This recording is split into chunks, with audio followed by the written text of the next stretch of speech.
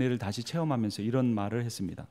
1997년 7월 5일 정오가 막 지났을 때 의사는 내게 암에 걸렸다고 했다. 의사가 나간 후 아내와 나는 울음을 터뜨렸다. 그 의사는 아무런 기약도 하지 않았다. 내가 살 수 있을지 죽게 될지 알 도리가 없었다. 나는 침대에 누워 생각해 봤다. 그리고 2000년 전 성 어거스틴이 했던 말이 떠올랐다. 어거스틴은 하나님께 이렇게 말했다. 하나님께서 당신에게 오셔서 소원하는 것들의 목록들을 작성해 보라고 하신다면 어떤 것들이 있겠는가? 배고플 때 먹을 수 있는 맛있는 음식, 멋진 가정생활, 만족스러운 인생의 목적과 보람, 사랑과 모험의 즐거움, 건강, 멋진 직업. 또 이 모든 것들을 주신 놀라운 하나님께 감사와 예배를 드리는 주일 아침 교회에서 느끼는 만족감. 그러나 그때 하나님은 어거스틴에게 이렇게 말씀하신다. 내가 너에게 네가 원하는 모든 목록들을 주고 또한 그것들을 즐길 수 있게 하고 또 네가 그것을 즐길 수 있도록 오래 살게 하마. 그런데 한 가지 제약이 있다. 네가 그것들을 모두 다 누린다면 너는 다시 나의 은혜를 받지 못할 것이다. 어거스틴은 이 예화에서 이렇게 설명했다. 하나님의 은혜를 다시 받을 수 없다고 생각할 때 느끼는 그 섬뜩함은 하나님의 은혜야말로 신앙인의 삶의 전부라는 것을 깨달았다. 내 마음에 이 말이 떠올랐을 때 나는 또 한 번 울음을 터뜨렸다. 하나님의 은혜에 대한 그 은혜의 소중함에 대한 깨달음의 눈물이었고 이 세상의 다른 어떤 것과도 바꿀 수 없는 하나님의 은혜에 대한 소망과 기쁨의 눈물이었다. 500년 전에 종교 개혁을 통해 개신교가 카톨릭으로부터 분리되었습니다. 그때 칼빈이나 루터가 이 세 가지 가치를 강조했습니다. 솔라 피데 오직 믿음, 솔라 스크립투라 오직 성경, 솔라 그라시아 오직 은혜였습니다. 성경을 빼고 남으면 믿음과 은혜가 있습니다. 성경 안에 그 주제가 바로 믿음과 은혜라는 겁니다. 믿음으로 구원을 얻는데 이 믿음조차도 내 믿음이 아니라 나에게서 믿음이 나오는 것이 아니라 하나님의 은혜로 우리에게 믿음을 부어 주십니다. 기독교는 종교가 아닙니다. 기독교는 복음입니다.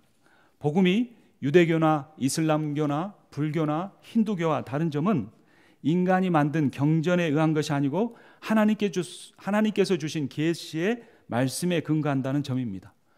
또 하나는 창시자가 인간이 아니고 하나님의 아들 예수 그리스도시라는 점입니다.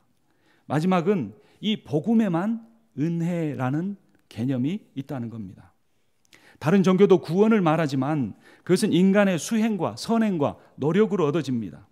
그러나 인간은 만물보다 부패했기 때문에 자신의 노력으로 구원을 얻을 수가 없습니다. 그래서 반드시 필요한 것이 하나님의 은혜입니다. 은혜는 구약 성경에서 헤세드라는 단어로 사용됐습니다. 헤세드는 충성스러운 사랑이라는 의미입니다. 변함이 없는 사랑이라는 겁니다. 하나님의 은혜가 절대로 변함이 없다는 겁니다. 여러분 하나님의 은혜를 믿으십니까? 그 하나님의 은혜는 내가 어떤 상황에 처할지라도 변함이 없습니다. 신약 성경에서 은혜를 카리스라고 합니다. 이 카리스는 값없이 베푸는 선물입니다. 내가 무엇을 해서가 아니라 내가 어떤 조건을 갖추어서가 아니라 내가 이만큼 하나님 앞에 봉사해서가 아니라 내가 어느 정도 착해졌기 때문이 아니라 그거와 아무 상관없이 내가 어떤 사람에게도 손가락질을 받을 만한 그런 짓을 했다고 할지라도 수없이 많은 잘못을 행했다고 할지라도 하나님은 우리에게 조건 없이 값없이 은혜를 베풀어 주십니다. 그것이 바로 카리스입니다. 그럼 이런 헤세드와 카리스의 은혜를 받는다면 우리가 어떻게 될까요? 그것은 바로 우리의 존재 자체가 나의 존재에 대한 생각이 달라집니다. 그래서 바울은 예수 그리스도를 만난 뒤에 나된 모든 것은 하나님의 은혜다 이렇게 고백했습니다. 한번 따라서 해보죠. 나의 나된 것은 다 하나님의 은혜입니다. 그럼 바울이 뭐 대단한 걸 가지고 은혜라고 그랬을까요? 바울은 이렇게 말합니다. 그러나 내가 나된 것은 하나님의 은혜로 된 것이니 내게 주신 그의 은혜가 헛되지 아니하여 내가 모든 사도보다 더 많이 수고하였으나 내가 한 것이 아니요 오직 나와 함께 하신 하나님의 은혜로라 이렇게 고백합니다. 근데 그 과정이 어떠냐면요, 바울은 가는 곳마다 고난을 받았습니다. 맞았습니다. 감옥에 갇혔습니다. 배를 타고 가다 파선했습니다. 그를 반대하는 같은 그리스도인들이 그를 따라다니며 그의 사도권을 부정했습니다. 그런데 사도 바울은 그 모든 것이 다 하나님의 은혜다라고 고백을 한 겁니다. 고린도전서 15장 8, 9절을 보면 자신은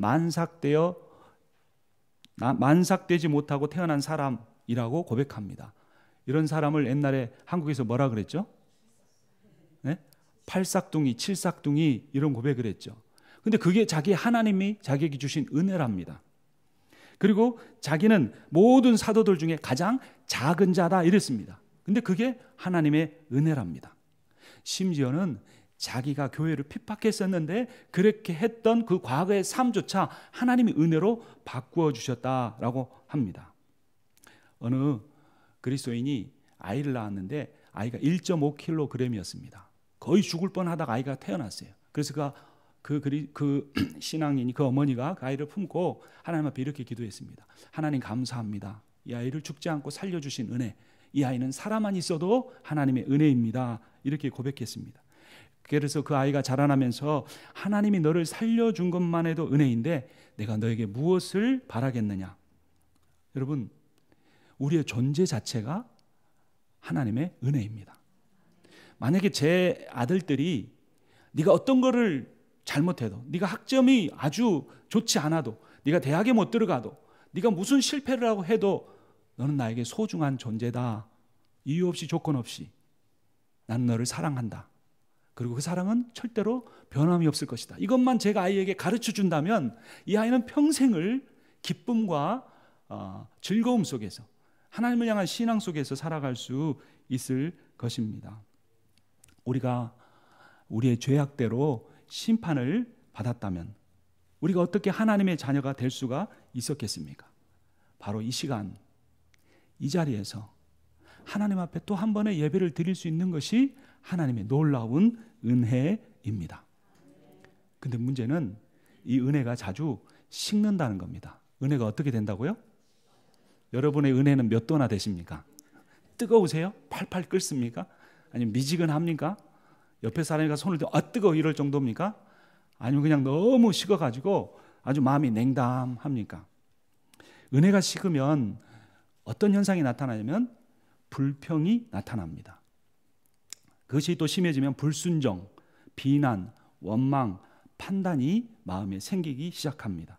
이런 것들은 우리의 소중한 가정이나 내가 열심히 일해야 할 직장이나 심지어 교회 공동체마저도 어렵게 만들 수 있습니다. 이스라엘 백성이 광야에서 1세대가 멸망했던 이유가 바로 불평과 원망, 비난이었습니다. 출애굽기 16장 3절을 보면 이스라엘 백성이 그 광야에서 모세와 아론을 원망하여 이렇게 말했습니다. 우리가 이집트에서 여호와의 손에 죽었더라면 좋을 뻔했습니다. 거기서 우리는 고기와 빵을 배불리 먹을 수 있었는데 당신들이 우리를 이 광야로 이끌어내어 우리가 모조리 굶어 죽게 됐습니다 라고 했습니다. 그때 하나님께서는 원망하는 이스라엘 백성들에게 그들을 위하여 하늘에서 양식을 비처럼 내려주셨습니다. 그게 뭐죠? 만나이죠. 그래서 이스라엘 백성은 하루도 빠짐없이 자기들이 수고한 것이 아무것도 없음에도 불구하고 씨를 뿌리지도 않았는데도 불구하고 거두어 들이지 않았는데도 불구하고 공짜로 조건 없이 먹고 살았습니다. 하나님의 은혜를 먹고 산 것입니다. 얼마나 감격스러웠을까요, 여러분? 오늘 예배를 마치고 나가는데 햄버거가 하늘에서 막 쏟아진다고 생각해 보십시오. 삼겹살이 쏟아지고 그러면 얼마나 그게 감격스러워요. 이 진짜 하나님이 살아계시는구나. 이야, 정말 하나님 놀라운 분이시구나. 그렇게 생각할 겁니다. 그런데 시간이 또 지나니까 그 은혜가 또 식어져 버립니다. 그래서 민수기 11장 6절에서 이렇게 말합니다. 지금은 우리가 입맛을 잃었어도 만나밖에 먹을 것이 없구나 하고 불평을 했습니다. 그리고 심지어는 하나님의 은혜를, 자기들을 노예 생활에서 구원해 주신 그 하나님의 은혜를 세상에서 노예 생활만도 못하다라고 불평합니다. 그래서 민수기 같은 장의 4, 5절을 보면 이스라엘 백성 가운데 섞여 있던 외국인들이 과거에 먹었던 좋은 음식들을 들먹이자 이스라엘 백성이 다시 울며 고기 좀 먹어봤으면, 우리가 이집트에서는 생선, 오이, 참외, 부추, 파, 마늘을 마음대로 먹을 수 있었는데 이스라엘 사람들이 한국 사람하고 입맛이 좀 비슷했나 봐요. 고기에 부추, 마늘까지 곁들여서 먹었으니까요. 몇 사람의 불평과 비난이 그 이스라엘 온 공동체에 쉽게 전염돼서 하나님의 은혜를 식어버리게 만들었습니다. 같은 장의 31절을 보면 바람이 여호와에게서 나와 바다로부터 메추라기를 몰아 진영 곁 이쪽 저쪽 곧 진영 사방으로 각기 하루길 되는 지면 위 2규빗쯤에 내리게 한지라. 이번에는 뭐가 쏟아져 내린 겁니까? 메추라기가 쏟아져 내렸습니다. 제가 볼리비아에 가서 제일 맛있게 먹은 게 메추라기였습니다. 그 삼계탕은 큰 닭보다 작은 닭으로 해야 되잖아요. 근데 작은 그 연계보다 또 조금 더 작았는데 소금으로 간하고 이 불에다가 직화구이를 하니까 얼마나 맛있었는지 모릅니다. 여러분 가보고 싶으시죠? 그런데 이 메추라기는 그런 의미가 아니었습니다. 제가 이 설교 준비하다 깜짝 놀랐어요. 메추라기 먹을 때 기도하고 먹었어야 되는데 고기가 아직 이 사이에 있어 씹히기 전에 여호와께서 백성에게 대하여 진노하사 심히 큰 재앙으로 치셨으므로. 왜냐하면 그들이 이제는 더 이상 먹을 것에 대한 불평이 아니라 근원적으로 왜 우리를 애굽 땅에서 빼냈느냐라는 겁니다.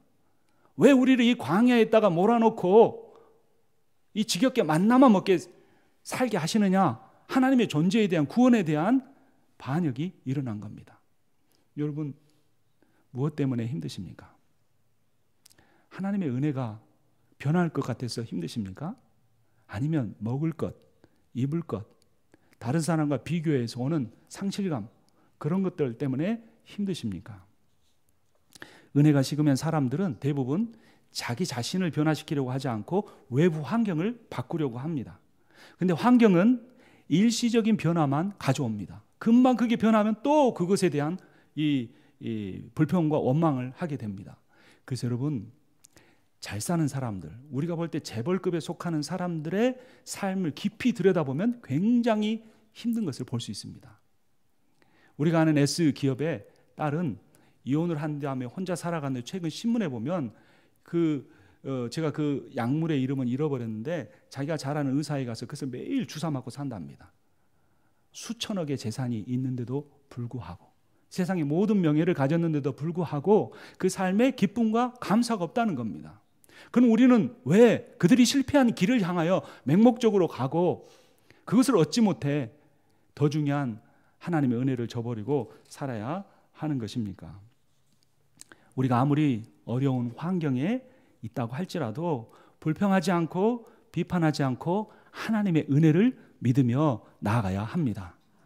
그러면 이 광야 같은 세상일지라도 은혜가 넘치면 그 은혜가 이미 주어졌고 그 은혜가 아무것도 내게 요구하지 아니하며 하나님의 사랑을 값없이 부어주시며 충성스러운 변함이 없는 것이라는 깨닫기만 하면 우리의 인생이 광야와 같아도 춤을 추고 기뻐하면서 살아갈 수 있습니다. 오늘 설교 제목이 믿음은 은혜인데 이 하나님의 은혜를 신뢰하고 믿으면 능력이 나타납니다. 은혜는 능력이 있습니다. 창세기 6장 9절을 보면 이것이 노아의 족보이니 노아는 의인이요 당대의 완전한 자라 그는 하나님과 동행했으며 라고 말합니다. 이런 사람들 앞에 서면 주눅이 들죠. 그렇지 않습니까? 퍼펙트한 사람, 조금도 빈틈이 없는 사람. 근데 노아는 율법주의적으로 자기 노력으로 그렇게 하지 않았습니다. 그랬으면 그가 몇십 년 동안 방주를 짓지 못했을 겁니다. 하다가 포기했을 겁니다. 그가 의인이고 온전한 삶을 살고 하나님과 동행했던 이유를 창세기 6장 8절 바로 앞절에서는 이렇게 말합니다. 한번 따라서 합니다. 그러나 노아는 여호와께 은혜를 입었더라. 노아는 하나님의 은혜를 구했고 하나님이 그에게 은혜를 베풀어 주셨고 그 은혜의 능력으로 말미암아 의롭게 온전하게 하나님과 동행하며 살 수 있었습니다. 그러니까 우리가 평생에 구해야 될 것, 우리가 이번 한 주간을 살아가면서 하나님 앞에 간절히 바라고 원해야 할 것은 바로 하나님의 은혜입니다. 주님, 내게 주님의 은혜를 채워주십시오. 다른 어떤 것들이 없을지라도 하나님의 은혜만큼은 잊어버리지 않게 해주십시오. 내 식어버린 은혜가 다시 뜨거워지게 하여 주시옵소서라고 간절히 구해야 하는 것입니다. 하나님의 은혜에 의해 노아는 의인이 되었고, 하나님의 은혜에 의해 노아는 하나님과 동행했습니다. 여러분, 은혜를 오해하면 안 됩니다. 은혜는 그냥 무조건 덮어주는 게 아닙니다. 은혜라는 것이 인간의 죄와 불순종을 못 본 척 해주고, 나 못 봤다, 못 봤어, 너 괜찮아, 내가 은혜를 베풀어 주니까 너 그냥 내가 은혜로 감싸줄게, 이게 아니라는 겁니다. 그렇게 구원하는 게 은혜가 아니라는 겁니다. 하나님의 은혜는 죄 짓는 그 죄인이 여전히 그런 삶을 못 본 척 해주는 것이 아니라, 하나님의 은혜는 그 죄인을 의로운 삶을 살게 해줄 능력이라는 겁니다. 그리고 이 주님의 은혜의 능력을 믿는 것이 믿음인 겁니다. 은혜는 사람이 죄의 노예로 살고 심지어 죄를 사랑하면서 사는 그러한 사람을 눈 감아주시고 구원해 주시는 것이 아니라, 주님의 은혜는 우리를 온전하게 사는 사람으로 살게 할 수 있는 것입니다. 여러분, 우리는 온전합니까? 온전하지 못합니까? 온전하지 못하죠. 그러나 주님은 온전하십니까? 온전하지 못하십니까? 온전하십니다. 그런데 은혜는 우리로부터 오는 겁니까? 하나님으로부터 오는 겁니까? 하나님으로부터 옵니다. 그러니까 하나님으로부터는 온전한 은혜는 우리를 바꿀 수 있습니다. 우리가 거룩한 삶을 살 수 있습니다. 순종하는 삶을 살 수 있습니다. 그래서 이 은혜에 대한 오해가 바뀌어져야 합니다. 믿음은 나의 능력이나 나의 확신을 믿는 것이 아니고 주님의 능력과 주님의 은혜의 능력을 믿는 것입니다. 그런데 우리가 이 사실을 믿지 못하면 우리의 믿음 생활에 능력이 없어지고 은혜가 식어지고 불평과 비난과 비판이 생겨나고, 그것이 한두 사람에게서 시작된 것이 전체로 퍼져나갈 수 있다는 겁니다. 이런 사람은 그에게 믿음이 있다고, 나는 믿음이 있어, 다른 것은 없어도 믿음이 있어 라고 말하면서도 불순종과 죄로부터 떠나지 못합니다. 이것은 하나님의 은혜를 욕되게 하는 겁니다. 히브리서 10장 29절을 우리 한번 찾아보겠습니다. 신약 성경의 거의 끝부분이죠. 히브리서 10장 29절입니다. 제 성경으로 363페이지입니다. 히브리서 10장 29절 함께 읽겠습니다.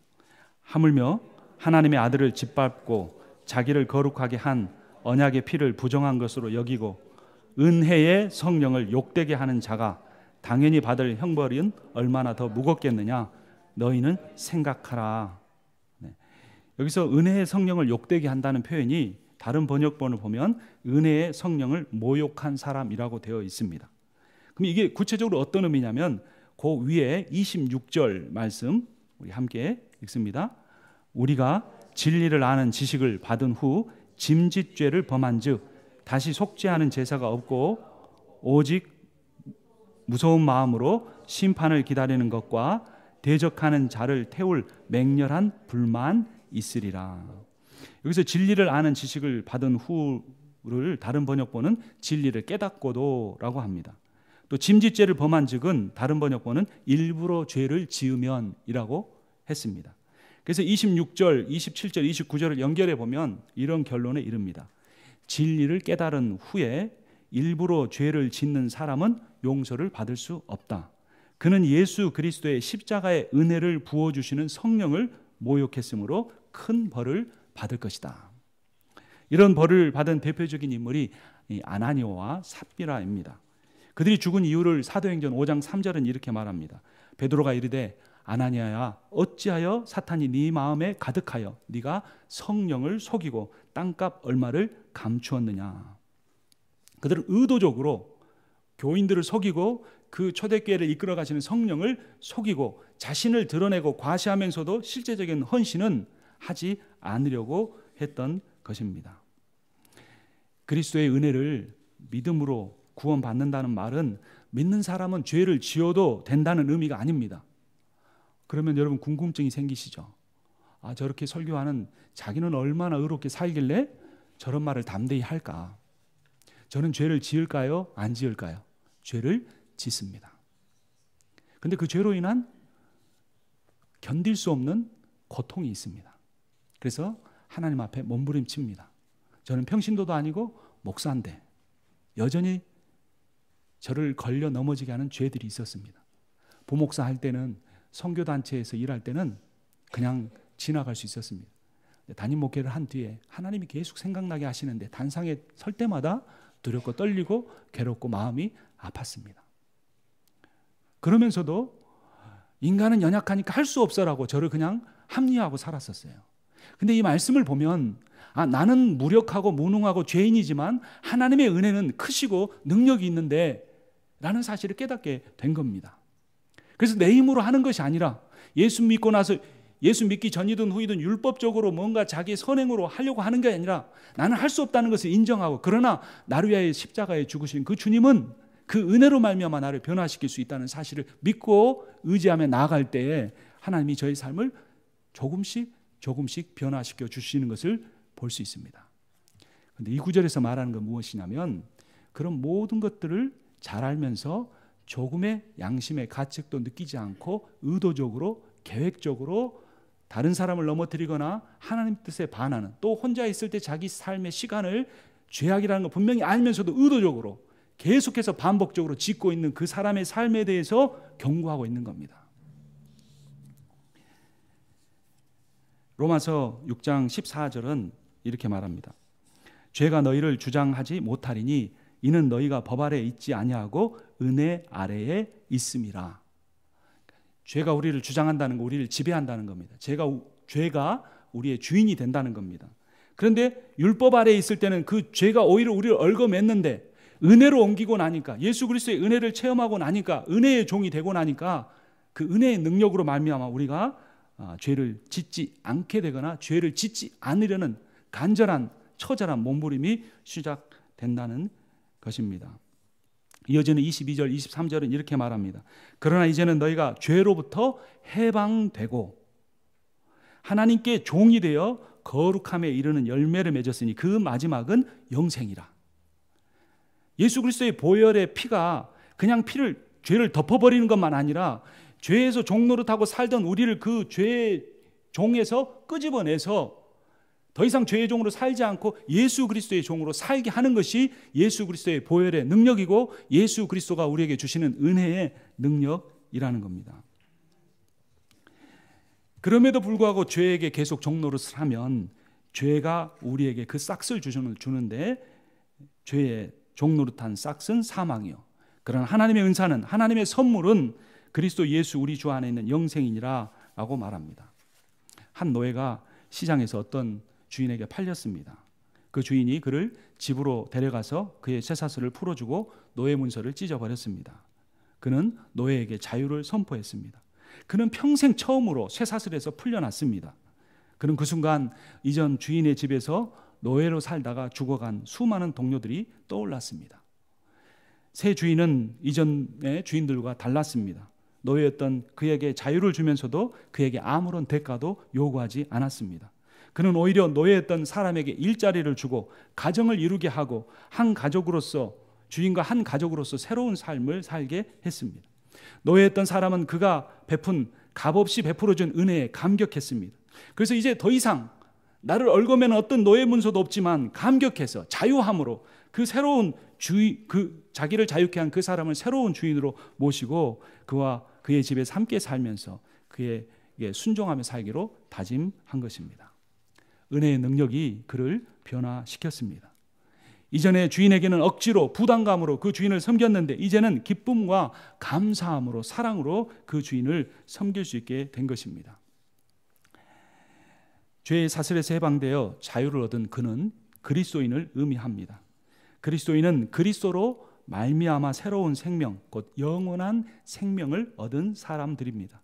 그리스도인은 전에는 자기 힘으로 얻을 수 없었던 자유와 생명의 기쁨을 예수를 주로 받아들인 후에 그분의 은혜와 그분의 은혜의 능력으로 누리고 살아가는 사람들입니다. 그러면 우리가 어떻게 해야 할까요? 이사야서 55장 7절은 이렇게 말합니다. 악인은 그의 길을, 불의한 자는 그의 생각을 버리고 여호와께 돌아오라. 그리하면 그가 긍휼히 여기시리라. 우리 하나님께 돌아오라. 그가 너그럽게 용서하시리라. 그 앞절은 이렇게 말합니다. 너희는 여호와를 만날 만한 때에 찾으라. 가까이 계실 때에 부르라. 또한 이사야서 1장 18절에 이렇게 말씀합니다. 여호와께서 말씀하시되 오라 우리가 서로 변론하자. 너희의 죄가 주홍 같을지라도 눈과 같이 희어질 것이요 진홍같이 붉을지라도 양털같이 희게 되리라. 여러분, 하나님은 우리를 사랑하십니다. 하나님은 우리를 기다리고 계십니다. 하나님 우리의 이민 생활의 삶이 얼마나 힘들고 어려운지 알고 계십니다. 여러분들이 하나님을 잘 믿으려고 할 때마다 다른 사람들에게 얼마나 큰 상처를 받고 살아왔는지 주님은 잘 알고 계십니다. 그래서 두려워서, 너무나 많이 실망해서, 너무나 많은 상처를 입어서 더 이상 이제 그 길을 갈 수 없다고 생각하는 우리를 향하여 네가 그 마음을 열기만 하면, 내게 돌아오기만 하면 내가 너를 회복시켜 주시겠다고 주님이 약속해 주십니다. 잠언에 보면 마음의 즐거움은 얼굴을 빛나게 하여도 마음의 근심은 심령을 상하게 하느니라 그랬습니다. 제가 뉴욕에 여러분 세미나 다녀온 적이 있죠. 그때 그 표어가 무엇인 줄 아십니까?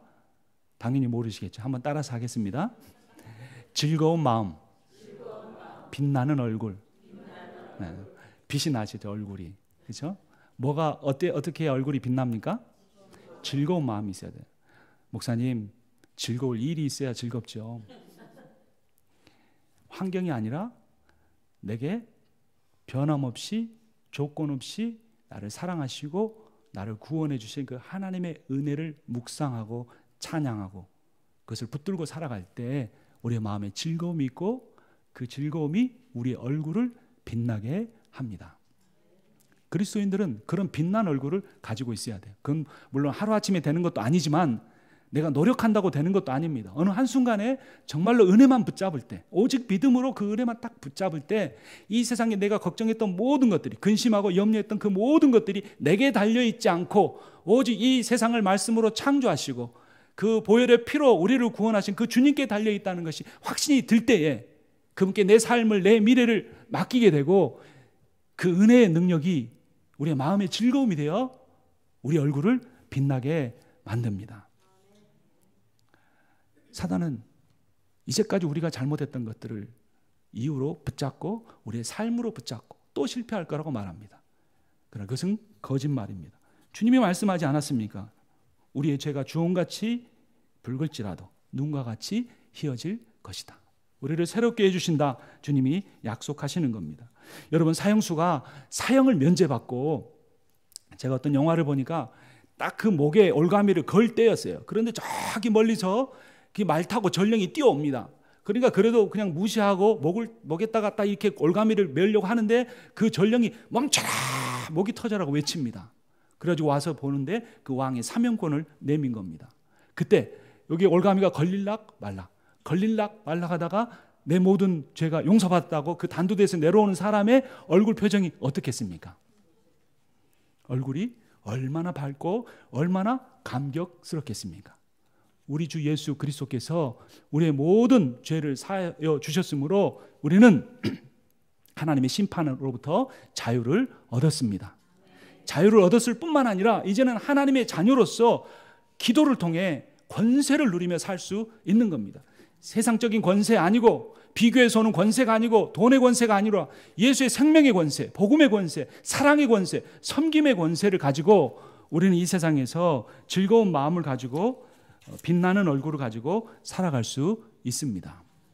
우리 성경을 한번 찾아보겠습니다. 에베소서 2장 3절입니다. 에베소서 2장 3절 말씀 제가 읽겠습니다. 전에는 우리도 다 그 가운데서 우리 육체의 욕심을 따라 지내며 육체와 마음에 원하는 것을 하여 다른 이들과 같이 본질상 진노의 자녀이었더니 우리가 전에는 어떤 자녀였습니까? 진노의 자녀였습니다. 근데 4절, 5절 같이 읽습니다. 긍휼이 풍성하신 하나님이 우리를 사랑하신 그 큰 사랑을 인하여 허물로 죽은 우리를 그리스도와 함께 살리셨고 너희는 은혜로 구원을 받은 것이라. 우리가 무엇으로 구원을 얻었습니까? 은혜.